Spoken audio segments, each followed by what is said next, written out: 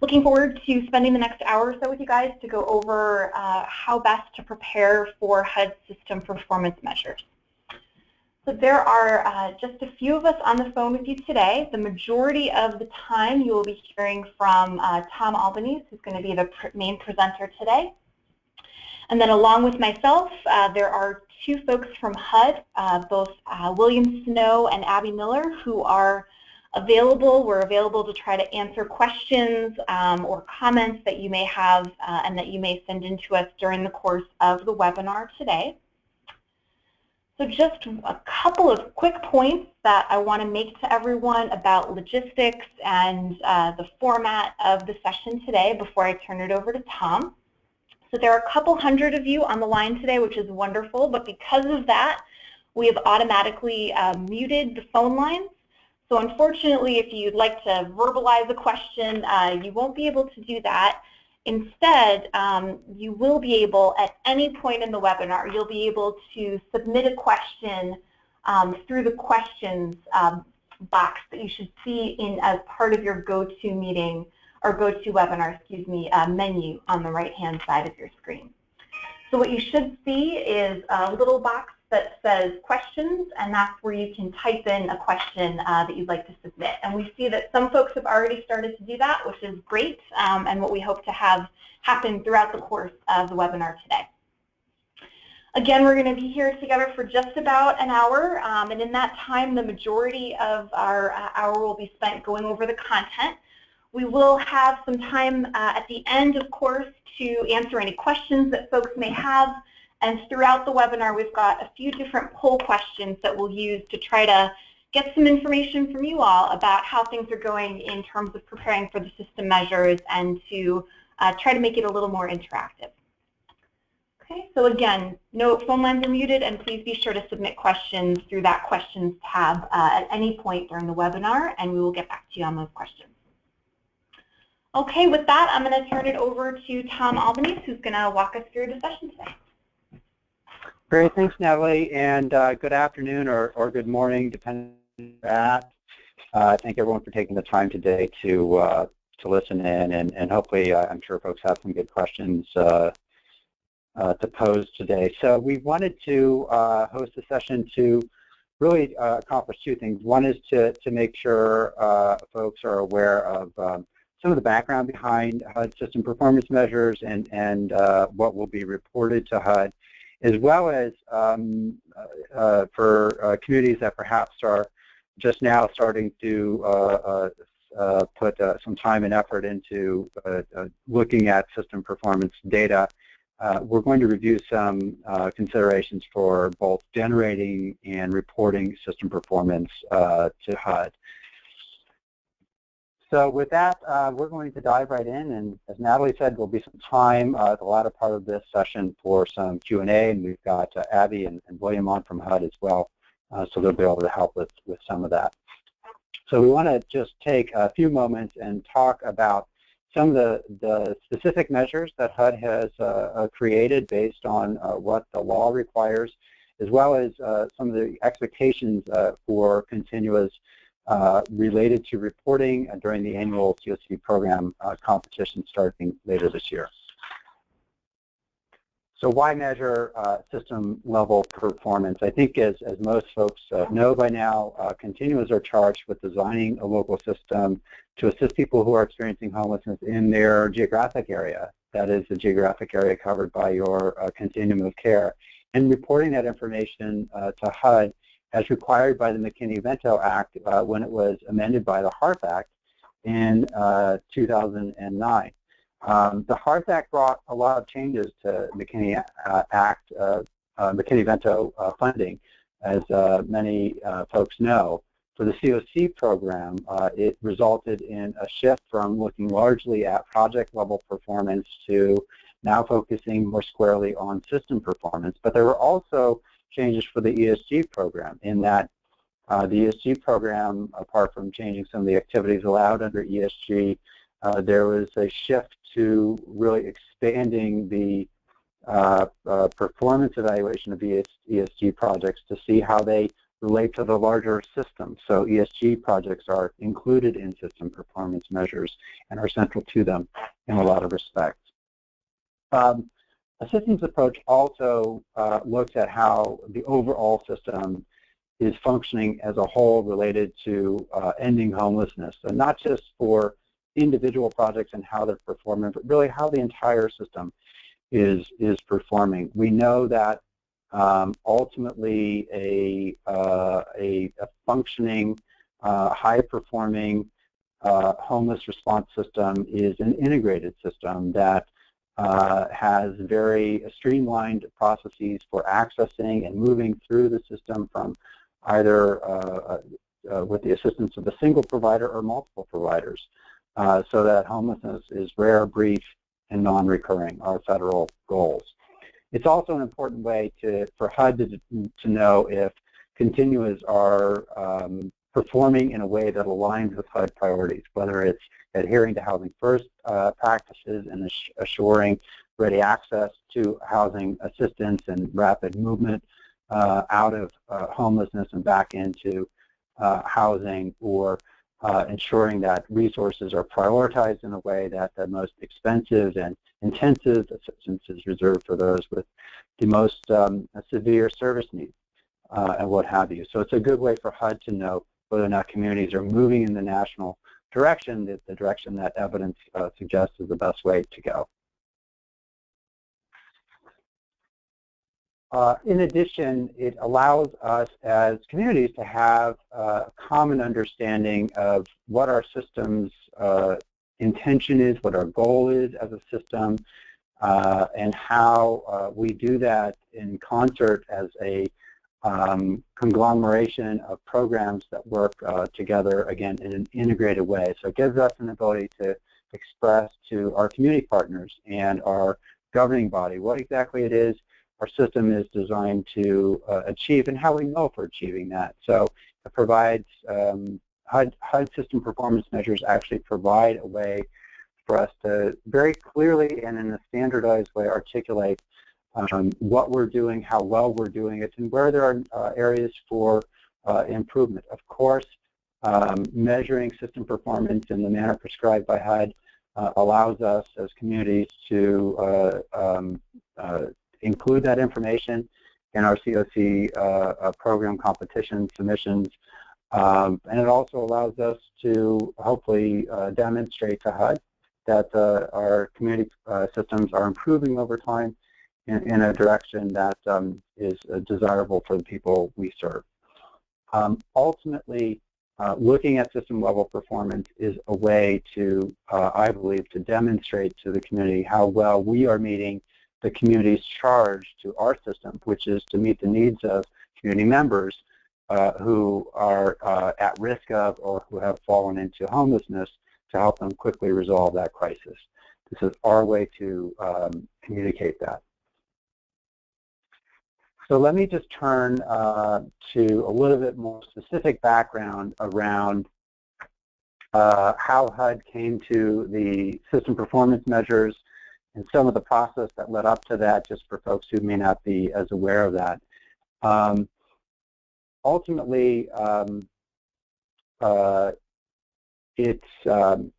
HUD recognized that having system performance measures in place really required strong collaboration at a local level, and having those measures and sort of the performance against those measures understood not just by the HMIS lead, but also, or the collaborative applicant for that matter, when data is submitted to HUD annually, but most by the COC governing body, as the representative body of the broader set of COC stakeholders in the broader community. HUD recognizes, however, that it takes and it will take quite a bit of time to start to generate this information, to use it in a meaningful way, to understand what performance data is telling us as communities, and to act on that information in a way that actually drives performance. But it's also important to recognize that there's not an expectation, and it's certainly not HUD's assumption, that all parts of the system operate on equal footing or in the same way towards accomplishing the system-wide goals. It's critical for communities to recognize that some parts of your system, let's say, when you're looking at the performance of your shelter programs, there may be differences in performance between a shelter program that focuses on transition-age youth versus a shelter program that focuses on single adults. And so accounting for that is critical as well. And to the extent that projects are prioritizing persons with more severe service needs or who have a higher degree of need for services and ongoing housing assistance, that the performance of those projects might look different as part of the system than other parts of the system that perhaps are serving folks with lower needs. So that's another critical consideration that certainly was that HUD was aware of in designing the system performance measures. So what are the system performance measures? I think most folks are familiar with these. There are 7, depending how you look at it, there's 7 to 8 measures. These are all derived from, again, the McKinney-Vento Act as amended by the Hearth Act. And the Hearth Act actually specifies a number, I forget the exact number, perhaps 26 or 27, selection criteria within the Act that HUD must use as part of the COC competition to select COC projects for funding. And many of these selection criteria are actually performance measures that HUD has to account for. And these performance measures or selection criteria are what you see here that HUD took from the law and has operationalized into these defined set of measures. So you can see here that HUD will be asking communities to report on the length of time people are homeless, the rates of return to homelessness for people who have exited homelessness, the overall number of people who are homeless, whether it's at a point in time or over an annual period. The thoroughness of grantees in reaching homeless individuals and families is also a factor, although it's not a quantifiable selection criteria, but it's generally included in this set. HUD will also look at the overall job and income growth of homeless individuals and families, but has decided that that's a measure that needs to be limited to COC program-funded projects only for reasons I'll explain in a moment. And then there's also a measure around looking at homeless prevention and housing placement rates for persons who meet Category 3 of HUD's homeless definition. This is also a more narrowly limited measure. And then lastly, HUD has added some measures which the law allows for at the discretion of HUD, and those were specifically around successful placement from street outreach programs to some form of shelter or housing placement, and then secondly, looking at the successful placement of persons in permanent housing or the retention of permanent housing. So those are the measures that HUD will be asking communities to report on. Let's look a little bit more as to why HUD came up with these measures and some of the considerations they thought through as they did that. First, in deciding exactly how to calculate the performance measures, HUD understood it was going to be a difficult set of decisions.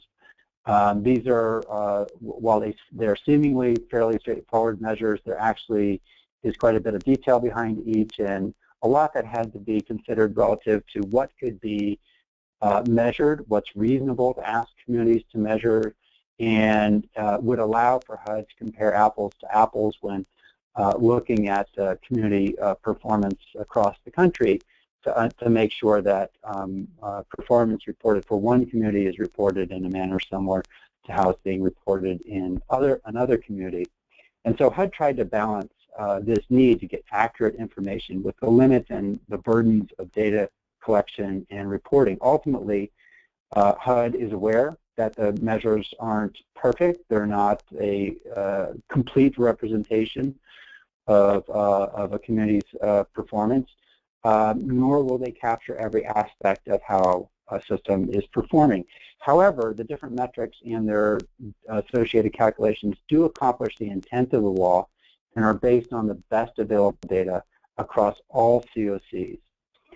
To the extent possible, HUD tried to create measures that rely primarily on universal data elements. For reasons you might imagine, universal data elements do provide a standardized data set across all communities that capture information from all programs that are dedicated to serve people who are homeless and are opting to participate in HMIS. So it provides sort of the core data set that HUD used as a starting point for determining what can be measured, what can't be measured, and do there need to be certain limitations on some of the measures. I should say that one of the related pieces to the measures is considerations around HMIS bed coverage and data quality. I think we all know that without adequate coverage, without adequate data quality, we can't have confidence in our data, and certainly HUD is aware of that, and you can imagine that HUD will be looking at data coverage, data quality, and taking that into account when considering a community submission of performance data. So let me talk briefly about just how the performance measures are structured and some of the information you might expect to see as you're reading into the measures to understand what you're looking at.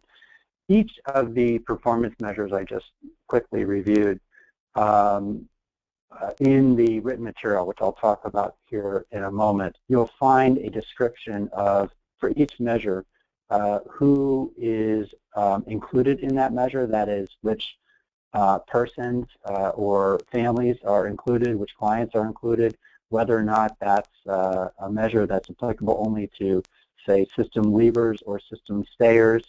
These are concepts that are important to understand when HUD talks about a specific measure in any of the written material and in some of the videos I'll show you in a moment, and they talk about system leavers or system stayers. They're talking about a system relative to the projects that are included in the measure. And so when we think about a measure, we should consider both the people who are included and the projects that are included in that measure.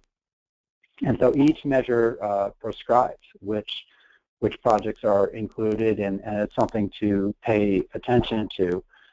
There are, in some cases, measures that are limited by the funding source. So as I mentioned, income and employment growth are actually measures that are limited just to COC-funded projects, COC program-funded projects, because responding to those measures requires information that is only collected through the project-specific data elements, that is income and employment-related data, which are not universal data elements. In other words, everyone walking through a shelter door or engaged in every outreach program doesn't necessarily have that information collected, so it's not possible to look at an entire system's performance relative to income and employment growth. Instead, it had to limit that measure just to projects for which there's data that's required to be collected.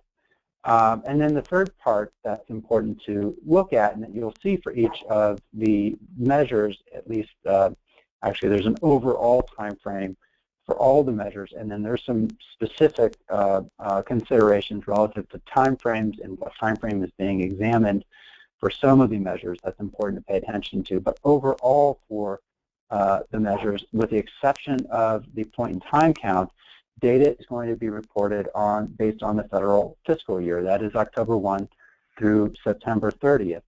In addition, HUD recognized that many communities have a really rich and historical data set that goes back many years, and in some ways presents a challenge for those communities because they have data that isn't comparable to data that communities that have newer systems or have only in recent years implemented more complete HMIS, and that those wouldn't be good comparisons to draw. So communities with richer historical data might show people with longer lengths of time homeless, for example, and that wouldn't be a good apples-to-apples comparison for communities that have less historical data. Similarly, communities that have only recently, in recent years, gotten HMIS completely built out and implemented don't have historical data to draw on, and HUD didn't want to penalize those communities for not having a longer historical lens on people who have been homeless in their communities. So ultimately, HUD decided to put a retroactive window on at time horizon, that is, on any data that would be requested when looking at some of these measures, and that backstop is October 1st, 2012, which means HUD will not ask for any data that predates that date from COCs. So let me give you a quick example of the length of time homeless metric and how that looks relative to a universe of projects and how they're calculated. Obviously, the desired outcome when looking at the length of time people are homeless is to see a reduction in that length of time over time. So we want, HUD and of course everyone desires for people to only be homeless for as short a period as possible, and hopefully as systems improve functioning that time period decreases over time. And so that would be the direction communities are expected to go. The universe for this measure is limited to persons who are in shelter or safe haven during the reporting period on the one hand, and then there's a separate metric under this that expands that universe slightly to include people who are also in transitional housing. So when I mentioned earlier that HUD defined sort of a system relative to each metric, for this metric there are two universes that are going to be examined that you'll be asked to report on. That is people who are served in shelter and safe haven, and then people who are served in shelter, safe haven, and transitional housing during the period. And you'll be asked to report on this in two different ways because HUD recognizes that transitional housing by definition tends to have longer stays, and that naturally will inflate the length of time people appear to be homeless in a sheltered situation. But HUD also wants to understand and believes it's valuable for communities to understand how long people are just staying in shelters and safe havens separately from transitional housing. So look at both, but then also distinctly just at shelter and safe haven stays. So this gives you a flavor of what will be reported to HUD. I want to turn now to a little bit more about that. And as folks hopefully have seen by now in some of the recent listservs from HUD, HUD is going to be asking communities to submit their data by HDX. That will be opening later this month for folks to start submitting data. In many ways, there's some similarity here to the point-in-time and HICS submissions, which occur during the earlier part of the year prior to the competition, but that's information that's accounted for in the competition. So you can expect a similar thing here with HDX, where you'll be asked to start submitting information sometime later this year, the COC competition will open, and the information you submit through HDX will be accounted for in the COC competition. HUD recognizes that this is the first year for all of us to be doing this, and for communities to submit high quality, reliable data the first year is going to be a big lift. So the important thing to bear in mind in this inaugural year here with submitting performance data is your ability to generate and have confidence in your data. And this is a trial year in that regard, that it's a good opportunity to look at what you're able to generate, to determine if it's data you can trust and can rely on for decision-making purposes, and can use to benchmark against as you measure your performance in later periods to see if you've made improvements. It's a starting point. So in any event, HDX will be the vehicle to submit that information to HUD. HUD will also, at some point, begin asking you to submit information around HMIS bed coverage and data quality for each of the measures. That may not be the case this year, but you can expect that will be information HUD will look at, HMIS bed coverage and data quality, so they can determine if data meets basic thresholds and can be considered reliable and valid for purposes of the competition. So I mentioned earlier there are some resources we want to make sure everyone is looking at and using. I'm actually going to just quickly talk through these, but I want to show you them on the HUD Exchange website so you can see exactly where to find them. There's actually one of these documents, the introductory guide, that you can find within this webinar. It's a downloadable handout you should be able to see on your screen. But all the information that I'm talking through today in terms of the measures themselves and background on the measures can be found on the main landing page for HUD system performance measures. You'll find there as well an introductory guide. This introductory guide provides a nice overview of system performance measures. And right now I'm actually going to switch so you can see this landing page and the types of information that you might expect to find there. This system performance measures introductory guide is the, I would argue, the place to start if you're just starting to read into the system performance measures, or even if you feel like you're familiar with the system performance measures. If you've not read this guide, you should read it. This is important preparation for the submission you'll start to work on later this month. It provides an explanation of each of the measures.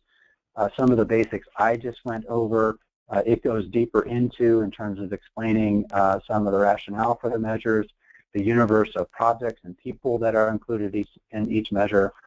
You'll find in this guide a very basic but still detailed explanation of each of the calculations used for the measures, so you can see exactly what's being asked for, how it's being calculated, and how the result is being determined for each measure. There's also some good information in this guide just around preparing for using data locally and how to use it in a meaningful way. So I'd encourage you to look at that. Another resource on this page that you'll find is System Performance Measures in Context. The System Performance Measures in Context guide, I like to say, is a nice handout for your governing board. It's a nice handout for your community partners. It may be a good reference for your data or evaluation committee to understand the basic measures that HUD is asking for, the purpose behind those measures, how those measures will be used. It's a good, very high-level overview for some stakeholders in your community. Another resource really everyone should be familiar with are the tools you'll find under System Performance Measures tools. Here you'll find the System Performance Measures HMIS programming specifications. These are specifications that every expected to be using and most have to program canned reports for you all to use. But this is information you should be familiar with as well. It gets into the gritty detail of the measures, but it's a good reference point as you're generating reports to understand exactly how they should have been programmed, and perhaps to have conversation with your vendor around whether or not the programming is in line with HUD specifications. But you'll see in these programming specifications just a huge amount of detail that's been laid out here, including the tables that your vendor should have programmed to mirror or have closely aligned to, and some of the detailed specifications again behind each of the measures and what data is included in each measure. The important thing here I'd like to call out, and this isn't relevant as much for vendors as much as it may be for HMIS leads and CoC leads as you think about data quality, is this guide here, the programming specifications, includes the relevant data standard and fields that are used for each of the measures. As you look at the results of your system performance measure reports that your vendor may have programmed, and you're trying to understand why data is off or doesn't seem quite right, you might look in more detail at the specific data fields that are used. So, for example, in length of time homeless, if you find that there are extraordinarily long lengths of time homeless in your community that you had no idea about or did not expect or just does not comport to reality, you might want to drill down and look at project exit dates to see if they're current and have been kept up to date by individual projects to see if there's some issue there. So just a little bit of background. The last document I want to point out are the table shells themselves. There's actually a separate document that just includes these. This, again, is a nice handout or used for, say, your data and evaluation committee to understand what's being produced and what vendors should have included in your canned reports. And then finally, I want to just quickly call out the system performance measure videos that are on. You can find the link to on the main landing page. These videos really do an excellent job of showing you in detail, but in a graphical way, how each of the measures is operationalized, what the calculations are behind the measures, and some of the purpose behind each of the measures. Many of these are complex in terms of the time frames that are being examined, how the calculation is structured to generate meaningful information. This gives you a way to perhaps better understand the measure and how to know what data is being used and how it's being used, and perhaps it may be a good tool with your partners to review some of these locally. So lastly, just with regard to the videos, they're all about 10 minutes each. They might be useful to use in some of your preparatory meetings, and again, I would encourage you to make sure your evaluation committee, data committee, folks like that use these at their discretion to make sure they have a comprehensive understanding. So now I'd like to turn to really the second main topic we have today, which is some recommendations and considerations for preparing for and your actual reporting of your system performance measures, and some things you may want to focus on now while there's a time before HGX opens up or before at least the competition opens up. So here we have focused in on 4 key steps to prepare for reporting system performance measures, and I'm going to walk through these individually. to provide some insight and guidance that hopefully folks may find useful.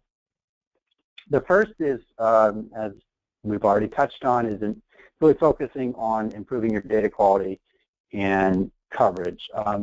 Data quality and bed coverage, really, it can't be overstated, will be absolutely central to your ability to accurately report on any one of the system performance measures. Most of us know that data quality generally includes 3 dimensions, considering the timeliness of data, is it up to date, whether or not data is complete or as complete as can be, and whether or not the data is accurate. Does it make sense given the person served or the project or what have you? It's critical that both CoCs and HMIS leads have developed a local data quality plan and laid out clear standards and benchmarks for data quality. That is really critical. Without these pieces in place, you're vulnerable to having critical gaps in coverage or the accuracy of your data that may cause you problems later as you try to report on system performance to HUD, and certainly will cause you difficulty as you try to understand performance locally to drive your decision making. CoCs are also required by the CoC program interim role to have a data quality plan, to establish one, and to periodically update or revise it. So you can have a good eye on how well your data and how reliable your data, I should say, is for purposes of project and system level reporting. As important as having a plan, it's important to have a program. And a program means that you've got ways to operationalize your plan that are routine, that are accountable to the CoC governing body, that allow you to have a degree of confidence that not only do you have standards in place for data quality, but you have a way to routinely assess data quality and assure accountability. So when we talk about having a data quality assurance program, we like to say there are 4 facets to that. One is the plan itself, having something that articulates your policies and procedures for data quality, what your indicators or targets are for data quality, basically your governing document for how you will manage data quality and what your indicators and targets are for data quality. Secondly, having an enforceable agreement in place with every HMIS participating project is crucial. These agreements should specify the data collection requirements, how often and what, should data be collected and entered into your HMIS. What is the timeliness expectation for that data? What is the completion expectation for that data? And what happens when data isn't complete or timely? That should be spelled out in your agreements that you can use as need be to assure compliance. Thirdly, routinely monitoring data quality and reporting on data quality to your applicable CoC committee or governing body, whatever the appropriate protocol is in your CoC. So there's transparency around data quality and a routine use of data quality information to make sure that folks are adhering to their participation agreements, and there's steps in place to make sure that when data quality isn't up to snuff, there's a way to not only improve it, but then to re-monitor it and assure it meets the minimum thresholds established locally for data quality. And then, of course, that relates to the compliance process itself. It's critical to have some mechanism in place in cases where it's needed to ensure compliance and to make sure that folks are abiding by the agreements they have established with the CoC around HMIS participation. Obviously, using incentives is the best approach here, and getting folks sort of that acknowledgement that they've really gone above and beyond, you know, as we know is needed to collect data in a way that meets data quality standards. But then also having some mechanism for remediation where need be. So in the event that a project simply is not doing what they need to do to stay on top of data collection, there's a way to prompt accountability there with participating projects. So we want to open up a poll question really quick, just recognizing we're a little behind on time here, but we wanted to ask folks what aspects of a data quality assurance program does your COC have in place? So just take a moment here, select each of these elements that you feel you've got in place. We're just trying to get a sense here where folks are at with establishing a more kind of full-fledged data quality approach. So the poll, folks should be able to see 4 options here. Select all that you have in place, and it'll give us a good sense of that. And we'll give it just another 5-10 seconds here or so.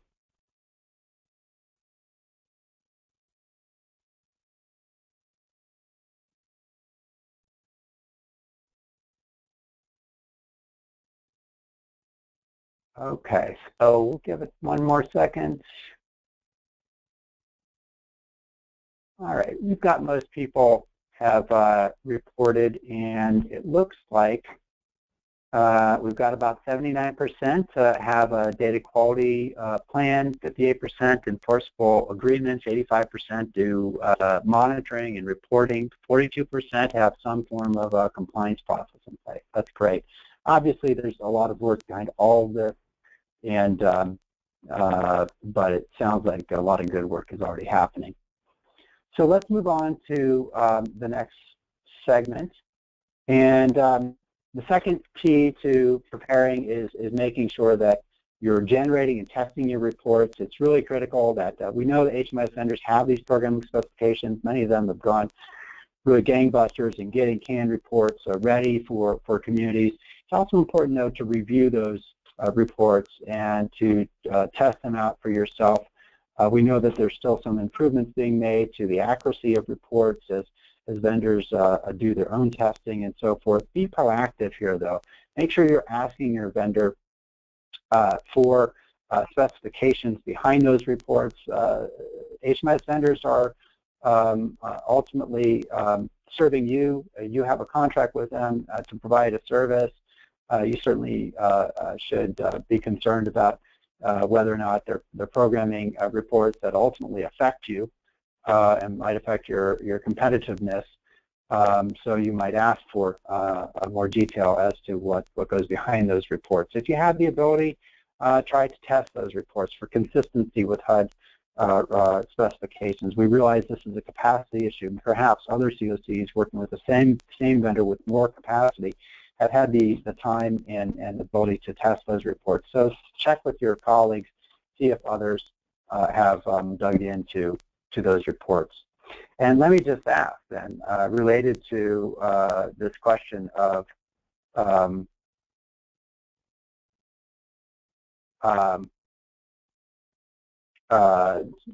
using or looking at your vendor's report, how many folks here have looked at your HMIS vendor's report and run those reports for yourself?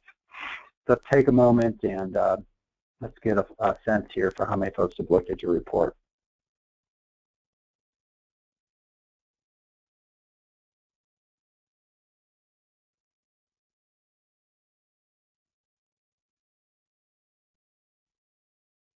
Okay, so we've got about most people reporting here, and it looks like about 65% of you have generated those reports. Maybe 20% haven't yet generated. 14% maybe not sure. Maybe you're not the person to be doing that.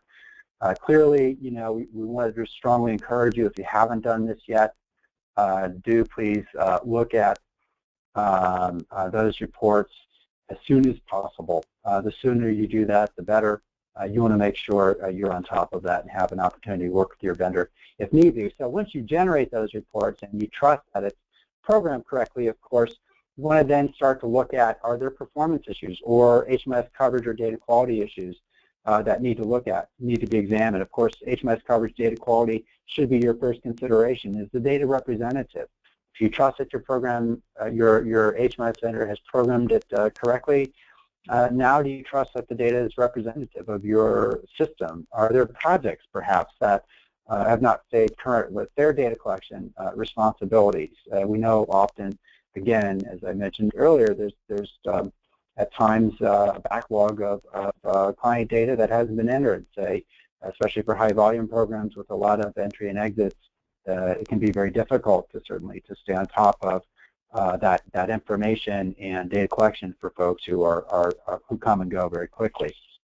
At the same time, the COC itself plays a very critical role here in making sure the projects understand their data collection responsibilities. They understand the value of that data for helping the community understand how well it's doing in addressing homelessness. I think there's a strong case there that COCs need to be making, especially for projects that are not yet participating in HMIS or who may not be participating fully, that this data matters.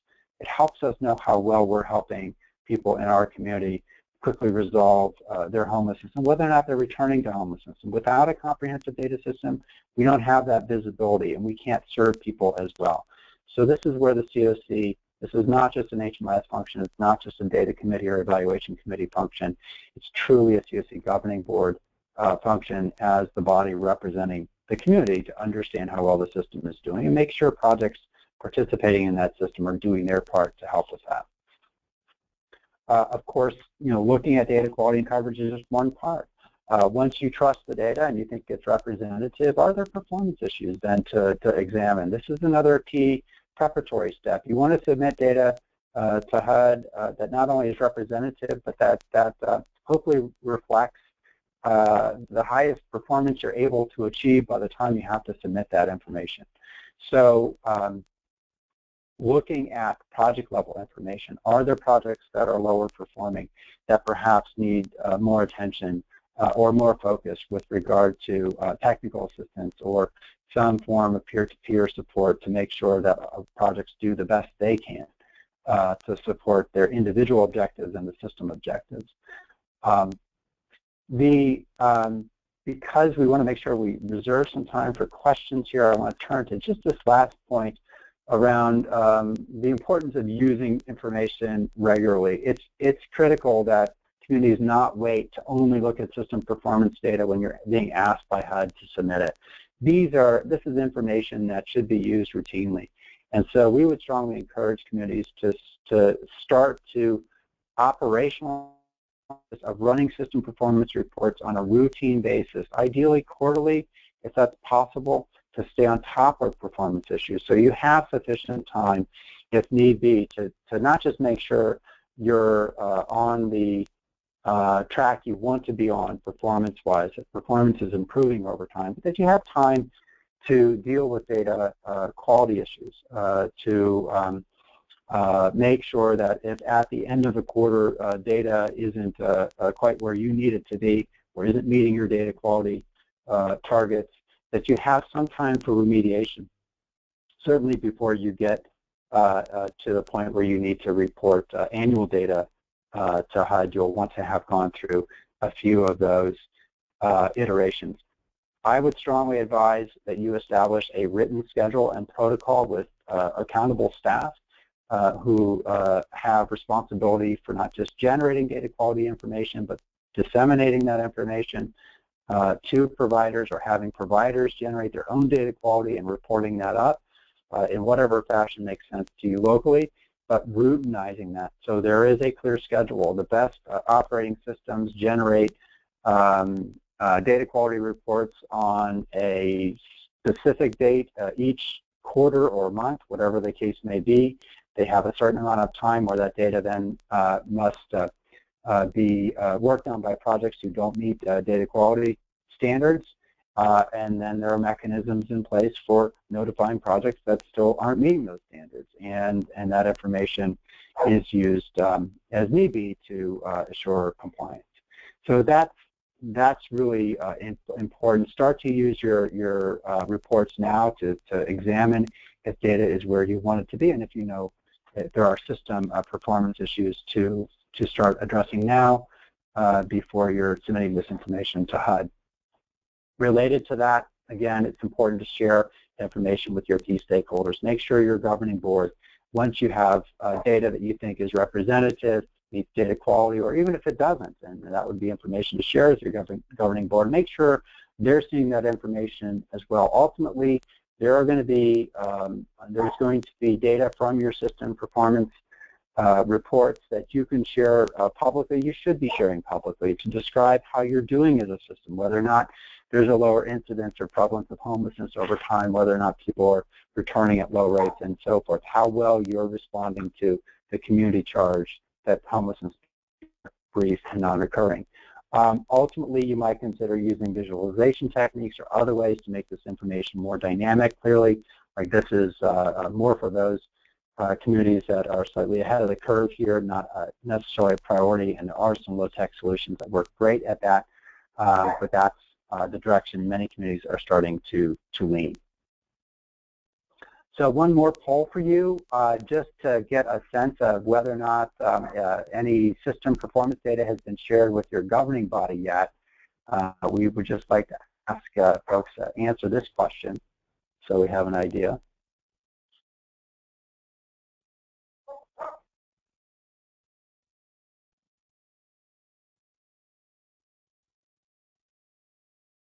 We'll give it just another second here too.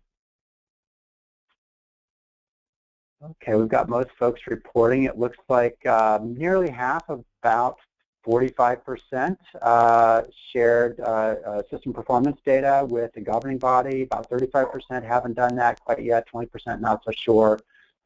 Clearly, again, we've just really encouraged this. This is information you're ultimately going to be sharing with HUD. Certainly you want your governing body to be aware of information that reflects how you're doing as a system and that you may be scored on and might impact your funding. So it's important to share that data. So at this point, we want to open it up for questions. I'm going to turn it back to Natalie, who I think has been monitoring questions as they come in. Yes, thanks so much, Tom. So lots of great questions that have come through.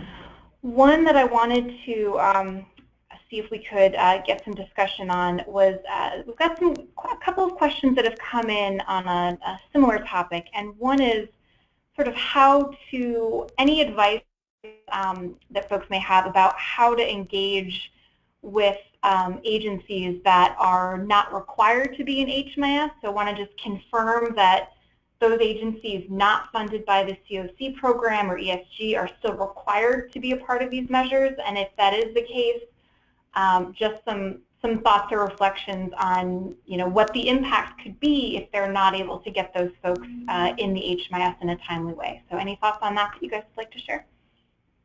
Well, I'll start off and then open it up to William or Abby just quickly.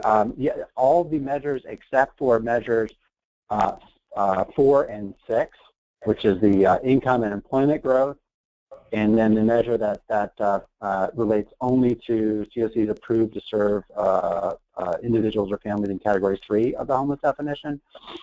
Those are the only two measures that are specifically limited to COC funded projects. Every other measure includes every project participating in your HMIS, at least one or more of the measures do.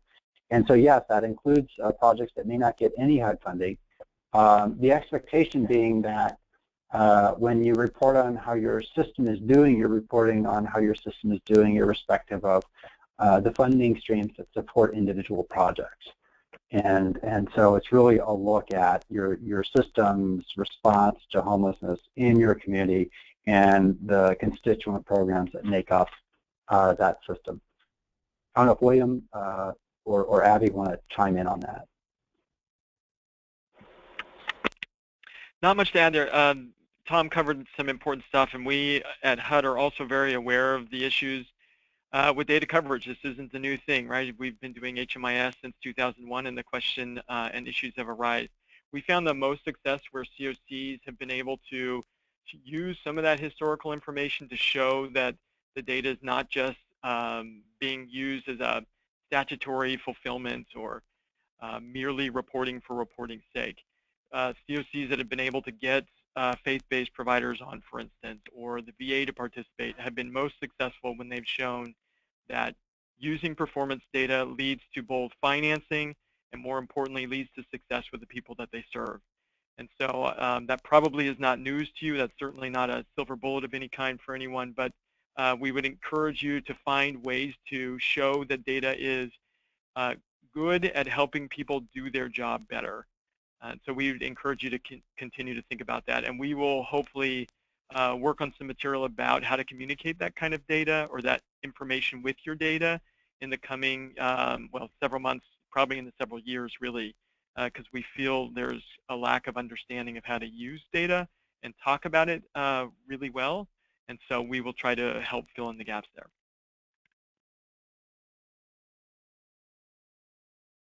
Okay, great. So I think we may have time for one more question, or Tom, did you want to use these last couple of minutes to wrap things up? I think we could let's squeeze in one more, and then we'll do a quick wrap up. Okay, sounds good.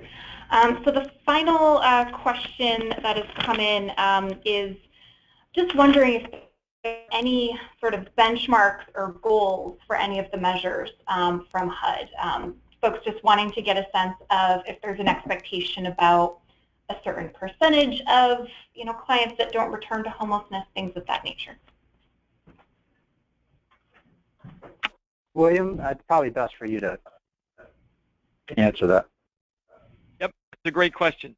So we have some precedent on this in the past COC competitions and SHP shelter plus care competitions. We really looked at community progress.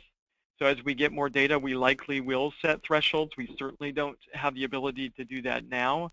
But the thresholds are intended to be a benchmark, not to be, we aren't going to be comparing COCs against each other necessarily. So for instance, Los Angeles, we will be looking at Los Angeles in 2015 or in 2016 and compare their data to 2015 data.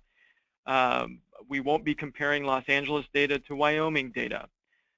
So eventually, when we have enough data to set thresholds, we will likely do what we have done in the past and say, I'm just throwing out a random number here, but if the average length of time is 100 days, we would say the COC should be working towards 100 days or an improvement from the past or working towards 100 days. If they've already gotten down to 98 days, we will recognize that as a success. And we likely, again, dependent on the NOFA, will not require a higher standard than other communities. But that threshold will likely push communities to move towards that threshold. Again, that will be established over time as we have more data to compare. Great. So I think at this point we're going to wrap up. We've got a few more just quick final thoughts for you all. And I will thank William and Abby both for being on the call today as well. Just very quickly, just to make sure no one missed this point, this year's program competition will include system performance measures. You will be asked to submit those later this month by HDX. This will be the first year data will be asked for in this manner. Certainly there's been some system performance measures in the past, but not quite like this. This first year may be used as a baseline. It's important to think of this as the inaugural year for reporting system measures and use those measures to help improve your data quality and coverage. Make sure you're looking at that information now and testing it to the extent you can and understand the information that you're soon going to be submitting. Ultimately, it's critical that this be a collaboration between the governing body, the collaborative applicant, and the HMIS lead. This is not something that should be done in a back office away from those parties. You can expect that HUD will release additional resources around system performance measures in the future, including guidance on strategies to improve local system performance. And I want to just strongly encourage everyone, again, to please take some time to review the system performance videos, the other resources we briefly walked through. There's critical information in there you should be familiar with. And again, you can find all that information on HUD's System Performance Measures page at this address. So I want to thank everyone again for joining us today. We look forward to a further discussion in the future, and have a great day. Thanks, Tom.